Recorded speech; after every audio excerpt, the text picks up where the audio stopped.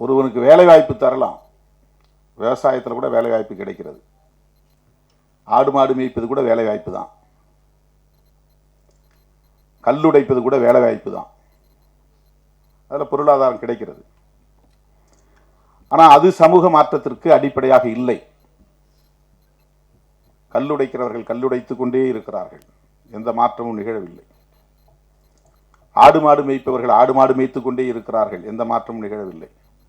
அவங்க பசிக்கு சோறு கிடைக்கிறது, அவ்வளவுதான். கல்வி கிடைக்கிற போதுதான் சமூகத்தில் தலைகீழான மாற்றங்கள் நிகழ்கின்றன. கல்வி இல்லாத வேலை வாய்ப்பால் எந்த மாற்றமும் கிடையாது.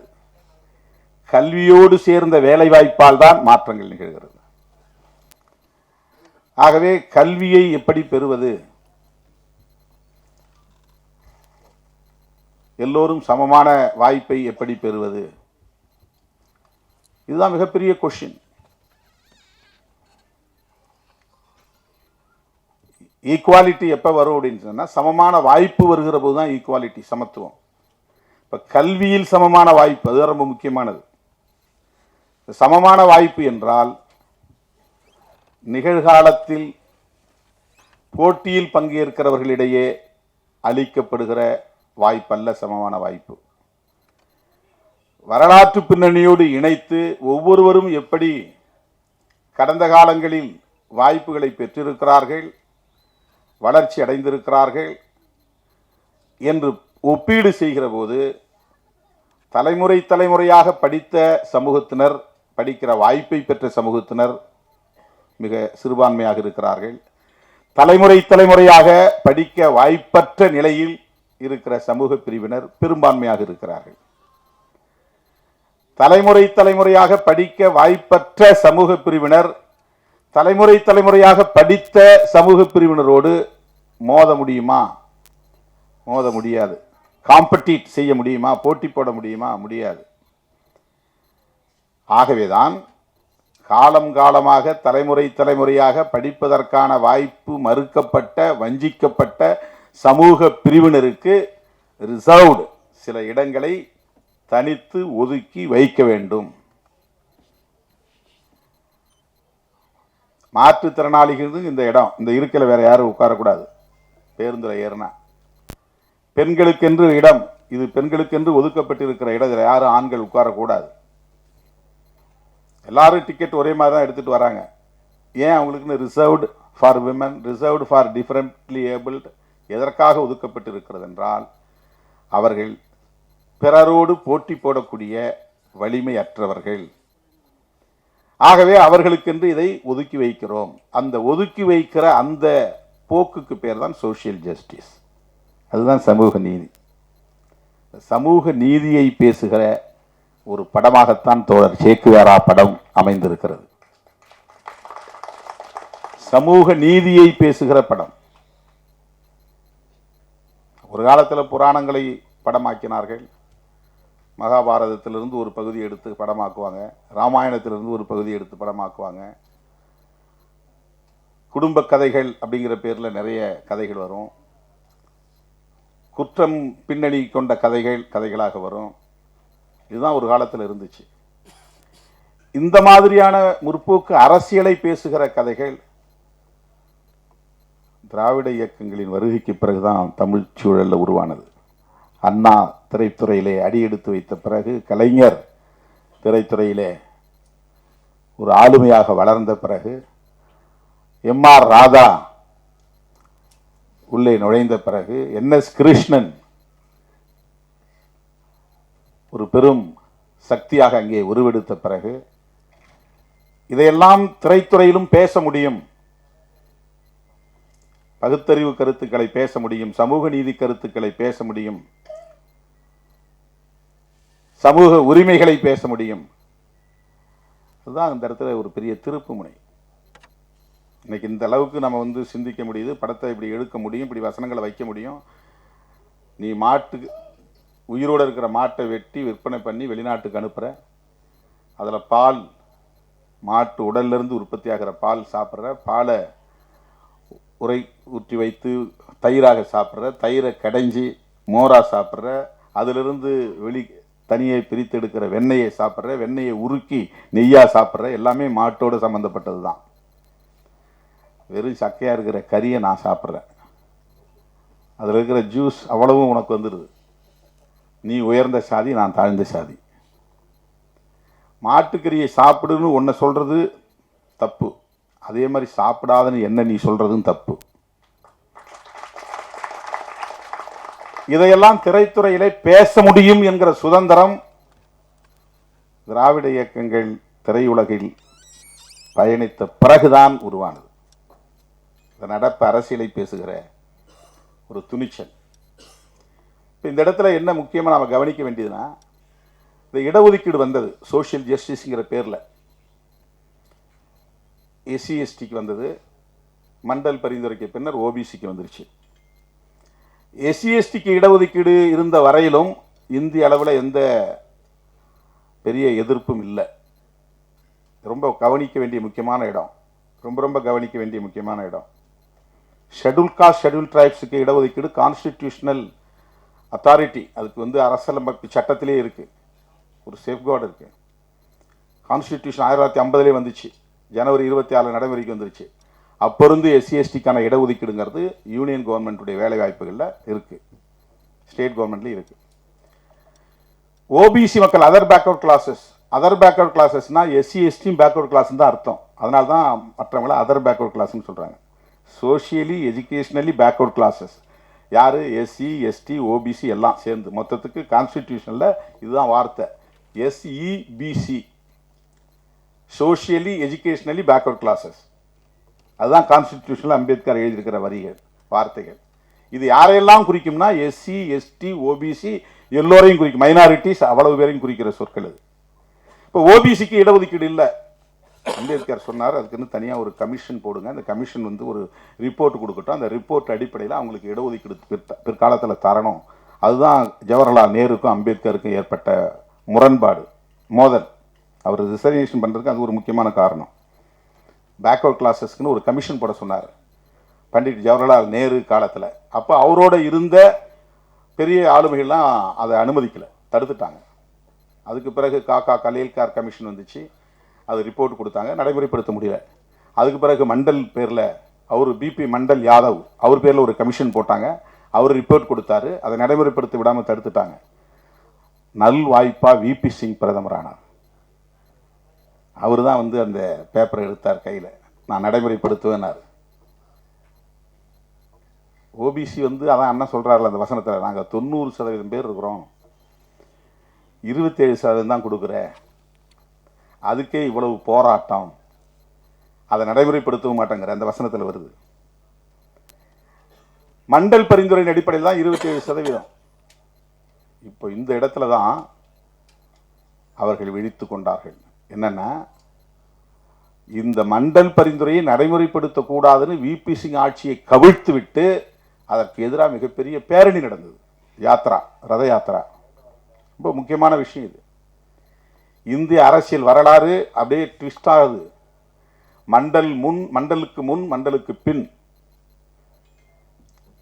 வீதிகளில் இறங்கி போராடாதவர்கள் போராட வர்றாங்க. யாருக்கு எதிரா? எஸ்சி எஸ்டிக்கு எதிராக இல்ல, ஓபிசிக்கு எதிரா. யாருக்கு எதிராக விபி சிங் ஆட்சி கவிழ்க்கப்பட்டது? எஸ்சி எஸ்டி மக்களுக்கு இடஒதுக்கீடு கொடுத்தது தப்புன்னு கவிழ்க்கப்படல, ஓபிசிக்கு. ஓபிசினா யார்? தமிழ்நாட்டில் பிசி எம்பிசி. இவர்களுக்கு இடஒதுக்கீடு கொடுத்ததை எதிர்த்து விபி சிங் ஆட்சியை கவிழ்த்தார்கள். அவர் போனா போட்டோம், ஆட்சி போனா பரவாயில்ல, நான் இதை செய்தே தீர்வுன்னு ஆட்சி இழந்தார். அன்னைக்கு அவர் கூட இருந்து அதற்கு ஒத்துழைத்தவர் ராம்விலாஸ் பாஸ்வான், ஒரு தலித் லீடர், அம்பேத்கர் இயக்க தலைவர். அதுக்கு பிறகுதான் தமிழ்நாட்டு இந்தியாவுக்குள்ள பிஜேபி வளர தொடங்கியது, பிஜேபி ஆட்சிக்கு வந்தது. இது வரலாற்று உண்மை, அரசியல் உண்மை. அதுக்கு பிறகுதான் அவங்க எழுச்சி பெறாங்க. அவங்க இந்த இடஒதுக்கீடு வரக்கூடாதுங்கிறதுக்காக, நடைமுறைப்படுத்தக்கூடாதுங்கிறது என்னென்ன வழிமுறைகள் செய்யணுமோ அவ்வளவும் பண்றாங்க. இப்ப ஜுடிஷியரியும் பயன்படுத்தி கிரிமி லேயர் கொண்டு வந்துட்டாங்க. ஓபிசிக்கு கிரிமி லேயர் கொண்டு வந்தாங்க. மண்டல் பரிந்துரையில் கிரிமி லேயர் கிடையாது. கிரிமி லேயர்னா என்ன அர்த்தம் தெரியுமா? ரொம்ப முக்கியமான ஒரு செய்தி நான் பதிவு பண்ண விரும்புகிறேன்.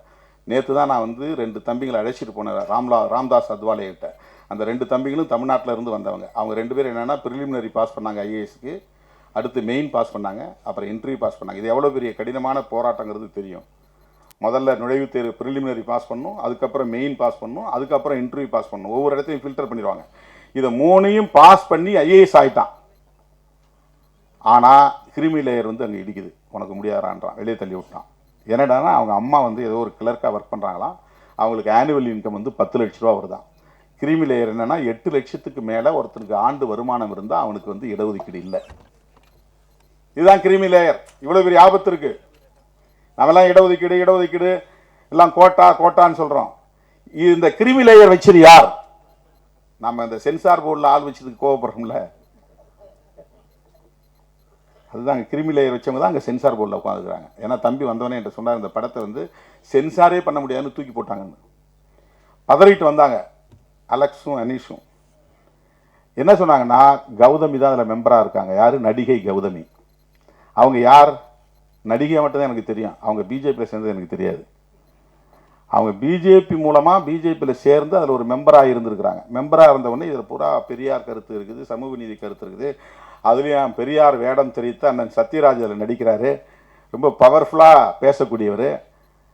அந்த வசனங்கள் போய் மக்கள்கிட்ட போனால் அப்படியே ஆழமாக நெஞ்சில் பதியக்கூடிய அளவுக்கு அந்த வசனத்தை உச்சரிக்கிற அந்த முறை இருக்குது பாருங்க. அப்போ கௌதமி வந்து இயல்பாக தடுப்பாங்க. ஏன்? அவங்க எங்கிருந்து வந்திருக்கிறாங்க, யாரால் நியமிக்கப்பட்டிருக்கிறாங்க, என்ன நோக்கத்துக்காக நியமிக்கப்பட்டிருக்கிறாங்க, இதை நம்ம புரிஞ்சுக்கணும். சென்சாருக்கு கன்சிடரே பண்ண முடியாது, தூக்கி போட்டாங்க. அவங்கள்ட்ட பேச முடியுமான்னாங்க. நான் சொன்னேன், எனக்கு பழக்கமே இல்லை. திரைத்துறைங்கிற அடிப்படையில் ஒரு நட்பு அண்ணா சத்யராஜ் அவர்களுக்கே இருக்கும். அவங்கள வச்சே நீங்கள் திரும்ப பேசுங்க, மறுபடியும் முயற்சி பண்ணுங்க. இப்போ நல் வாய்ப்பாக அவங்க வெளியேறிட்டாங்க. இப்போ வேற ஆள் சென்சார் போர்டில் வந்திருக்கிறேன்.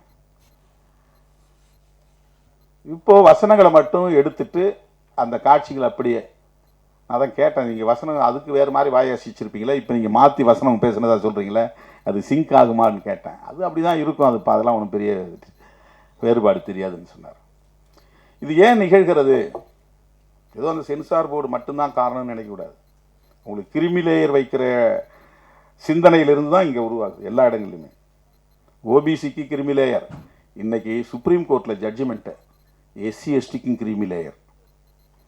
கான்ஸ்டிடியூஷனில் கிரிமி லேயர் கூடாதுங்கிறது சொல்லப்பட்டிருக்கு. அதுவும் குறிப்பாக எஸ்சி எஸ்டிக்கு வருமான வரம்பு கூடாது. கிரிமி லேயர்னா என்னென்ன? கிரீம்னா என்ன? பசை. கிரிமி லேயர்னா பசை அடுக்கு. ரொம்ப வறுமையில் கிடக்கிறவன் ரொம்ப பணக்காரனாக இருக்கான், அதுக்கு இடையில ஒருத்தன் டெவலப் ஆகி வரான், கொஞ்சம் பசை அடுக்கு உள்ள சமூகம். மாத சம்பளம் வாங்குறான், வருமானம் வந்து அவனுக்கு ரெகுலர் இன்கம், தொடர்ந்து வருமானம் வருது. அதில் வருஷத்துக்கு 10 லட்ச ரூபாய் 8 லட்ச ரூபாய்க்கு மேலே வருமானம் இருந்தால் அவனுக்கு இடஒதுக்கீடு கொடுக்கக்கூடாது. சோஷியல் ஜஸ்டிஸுடைய கான்செப்டே என்னென்னா, பொருளாதார அளவுகோல் அதில் பயன்படுத்தக்கூடாதுங்கிறது தான்.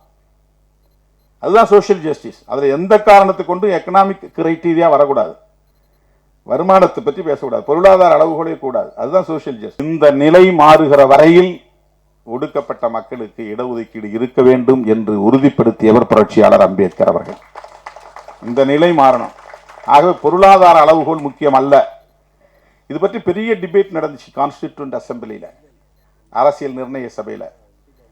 இவங்களெல்லாம் வேற பெரிய ஜாம்பவான்கள். யார்? ஜவஹர்லால் நேரு, சர்தார் பட்டேல், புரட்சியாளர் அம்பேத்கர். அவங்க அவங்க அவங்க மாதிரியான ஆளுமைகள் இப்போ யாருமே கிடையாது.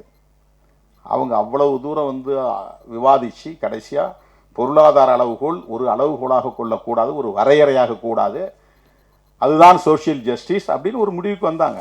ஆனால் இன்னைக்கு இவங்க ஆட்சிக்கு வந்த உடனே ஓபிசிக்கு இடஒதுக்கீட்டுக்கு சட்டம் கிடையாது, எஸ்சி எஸ்டிக்கும் தனி சட்டம் கிடையாது, கான்ஸ்டிடியூஷனில் இருக்கிறத வச்சு தான் கொடுத்துக்கிட்டு இருக்கிறாங்க, செப்பரேட் லா கிடையாது.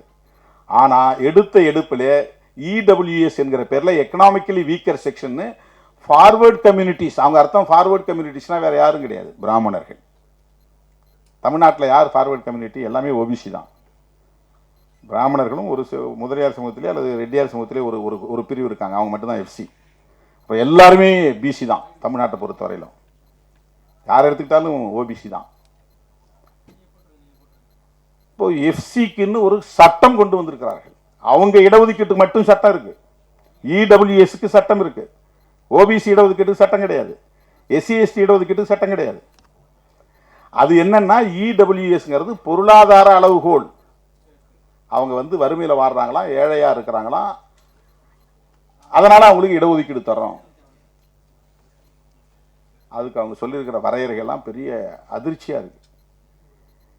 எனவே சமூக நீதி என்கிற அடிப்படையில் வழங்கப்படுகிற இந்த இடஒதுக்கீட்டுக்கு எதிராக ஒரு பெரிய சதி நடந்து கொண்டிருக்கிறது. அதை நீர்த்து போக வைக்கணும், டைலூட் பண்ணணும், அதை இல்லாமல் செய்யணும். அதனால தான் எல்லா அரசு துறைகளையும் பொதுத்துறைகளையும் தனியார் மயமாக்கிட்டு இருக்காங்க. தனியார் மயமாக்கிட்டா யாரும் இடஒதுக்கீடு கேட்க முடியாதுன்னு. ஏன் இந்த இடஒதுக்கீட்டுக்கு எதிராக அவங்க இருக்கிறாங்க அப்படின்னா, சோசியல் ஆர்டரே மாறுது இல்லை. ஆடு மாடு மேய்ச்சி இருந்தவன் திடீர்னு ஜட்ஜின்னு வந்து உட்காடுறான், அட்வொகேட்னு படிக்கிறான், பேராசிரியர்னு போய் உட்காடுறான், சயின்டிஸ்ட்னு போகிறான், ஐஐடிக்கு போகிறான், உலக நாடுகள் முழுக்க போகிறான். யார் ஆடு மாடு மேய்க்கிறது? கக்கூஸ் கழுவிட்டு இருந்த பிள்ளை இன்னைக்கு வந்து நீட் தேர்வு எழுதி டாக்டர் ஆகுது. சமூக ஆர்டர் அவன் வச்சிருந்த 4 வருண அமைப்பு முறையில் இருந்த சோசியல் ஆர்டர், பிராமணர், சத்திரியர், வைசியர், சூத்திரர், அவுட்காஸ்ட், அவங்க தான் எஸ்சி எஸ்டி. இந்த ஆர்டருக்குள்ள வரமாட்டாங்க, அவங்க வெளியே இருக்காங்க, சாதியற்றவர்கள். இந்த ஆர்டர் மாறுது. ஆடு மாடு மேய்ச்சவெல்லாம் வந்து நீதிபதி சிம்மாசனத்தில் போய் உட்கார்றான், பார்லிமெண்ட்டில் போய் பேசுகிறான், மந்திரி ஆகிறான், டாக்டர் ஆகிறான், என்ஜினியர் ஆகிறான். தெருவு கூட்ட ஆள் இல்லை, கக்கூஸ் கழுவு ஆள் இல்லை. அதை விட முக்கியமாக காலம் காலமாக எல்லா தளங்களிலும் மிகப்பெரிய ஆதிக்கம் செலுத்தி கொண்டிருந்த சமூக பிரிவினரின் எதிர்காலம் கேள்விக்குறியாக மாறும் என்கிற அச்சம் அவர்களுக்கு இருக்கிறது. அதை தடுப்பதற்குத்தான் இடஒதுக்கீட்டில் எல்லா இடங்களிலும் கை வைக்கிறார்கள். இது ஒரு பெரிய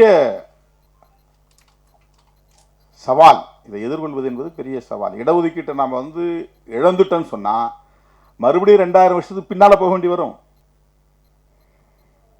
அதுக்கு பெரிய ஆபத்து இருக்கிறது. சமூக நீதியை பற்றி எந்த புரிதலும் இல்லாமல் வெறுமனே சாதி பெருமையை பேச சொல்லி நம்மை ஊக்கப்படுத்துகிறார்கள். இன்னும் எல்லாம் மேடை ஏறி ஆண்ட பரம்பரை அரச பரம்பரைன்னு பேசிட்டு இருக்கிறோம். அங்கே கீழே வேட்டு வச்சுட்டு உட்கார்ந்துருக்கிறான். இடஒதுக்கீட்டுக்கு ஆபத்து, சமூக நீதிக்கு ஆபத்து. ஓபிசிங்கிற ஒரு கன்சாலிடேஷன், ஒரு ஒருங்கிணைந்த சக்தி உருவாயிடக்கூடாது. ஒவ்வொருத்தரும் தனித்தனி சாதிகளா உடைக்கிறார்கள். இந்த சப் கேட்டகரைசேஷன் அது என்னன்னா, இடஒதுக்கீடு பெறக்கூடியவங்கலாம் தனித்தனி ஒரே. இப்போ தமிழ்நாட்டில் மொத்தம் 76 சாதிகள் இருக்கு ஷெட்யூல்டு காஸ்ட்ங்கிறதுல, அட்டவணை சாதிகள், அட்டவணைப்படுத்தப்பட்ட சாதி. ஓபிசி அட்டவணைப்படுத்தப்பட்டிருக்கு. ஆனால் முதல்ல இது வந்ததுனால இதுக்கு அந்த பேர் வந்துருச்சு, அட்டவணைப்படுத்தப்பட்ட சமூக பிரிவினர். அவ்வளோதான், சாதி இல்லை. அது எஸ்சிங்கிறது சாதி கிடையாது. 76 சாதிகள். 76 சாதிகளை வந்து அவங்க சப்கேட்டகரைஸ் பண்ண சொல்கிறான். பொருளாதாரத்தில் மேம்பட்டவங்க, கல்வியால் மேம்பட்டவங்க, இடஒதுக்கீடு பெற்றவங்க, பெரும்பான்மையாக இருக்கிறவங்க, சிறுபான்மையாக இருக்கிறவங்கள A category, B category, C கேட்டகரின்னு பிரி. இப்போ ஆந்திராவில் அப்படி பிரிச்சிருக்காங்க, தெலுங்கானாவில் அப்படி பிரிச்சிருக்காங்க. அப்படி சப்கேட்டகரைசேஷன் ஆயிடுச்சுன்னு சொன்னால் அதுக்கப்புறம் இவங்க வந்து ஒரே கம்யூனிட்டிங்கிற அடிப்படையில் ஒன்று சேர முடியாது, ஓபிசிங்கிற அடிப்படையில் ஒன்று சேர முடியாது. ஒரு 25 வருஷத்துக்கு பிள்ளார அது வந்து எல்லாம் தனித்தனியாக அவங்களுக்குள்ள தான் பெரிய மோதல் நடந்துகிட்டு இருக்கும். ஒருத்தருக்கு ஒருத்தர் விமர்சனம் பண்ணிக்கிட்டு இருப்பாங்க. ஒரு ஒற்றுமையாக நின்று அரசியல் அதிகாரத்துக்கு மேலே நோக்கி போக முடியாது, இடஒதுக்கீட்டை காப்பாற்ற முடியாது. கான்ஸ்டிடியூஷனல் ரைட்ஸ், அரசமைப்பு சட்டம் தரக்கூடிய உரிமைகளை பற்றிய விவாதங்கள் நடக்காது, எல்லாம் நீர்த்து போயிடும். இப்போ ஒரு சதித்திட்டத்தோடு இதெல்லாம் செஞ்சுட்டு இருக்கிறாங்க. ஜுடிஷியரியை பயன்படுத்துகிறாங்க, சென்சார் போர்டை பயன்படுத்துகிறாங்க, டிஓபிடின்னு ஒரு தனி டிபார்ட்மெண்ட் இருக்குது, அதை பயன்படுத்துகிறாங்க. அதில் நிறைய அஃபிஷியல் மெமோரண்டம் போட்டாங்க. அதெல்லாம் வந்து இடஒதுக்கீட்டை நடைமுறைப்படுத்தவே கூடாதுங்கிற அடிப்படையில் போடப்பட்ட மெமோரண்டம்ஸ். அதெல்லாம் இன்னும் இருக்குது, 6 மெமோரண்டம்ஸ் இருக்குது. நம்ம அதை பற்றிலாம் பெருசாக யாரும் விவாதிக்கிறது கிடையாது. கண்டதை பேசிக்கிட்டு இருக்கிறோம், சாதி பெருமையை பேசிட்டு உட்காந்துருக்கிறோம். ஆனால் மிகப்பெரிய அளவில் இதற்கு எதிரான சதி முயற்சிகள் நடந்து கொண்டிருக்கின்றன. இந்த சூழலில் கல்வி ஒவ்வொருவரின் பிறப்புரிமை, அதில் கை வைக்கக்கூடாது. நேஷனல் எஜுகேஷன் பாலிசின்னு ஒரு பாலிசி கொண்டு வராங்க. மாநில அரசுகள் பாடத்திட்டத்தை உருவாக்கக்கூடாது, கல்வி திட்டத்தை உருவாக்கக்கூடாது, கல்வி கொள்கையை உருவாக்கக்கூடாது, நாங்கள் உருவாக்கி தரோம், நீ உன்னுடைய மண்ணின் வாசனைக்கு ஏற்ப நீ கல்விக் கொள்கையை உருவாக்கக்கூடாது.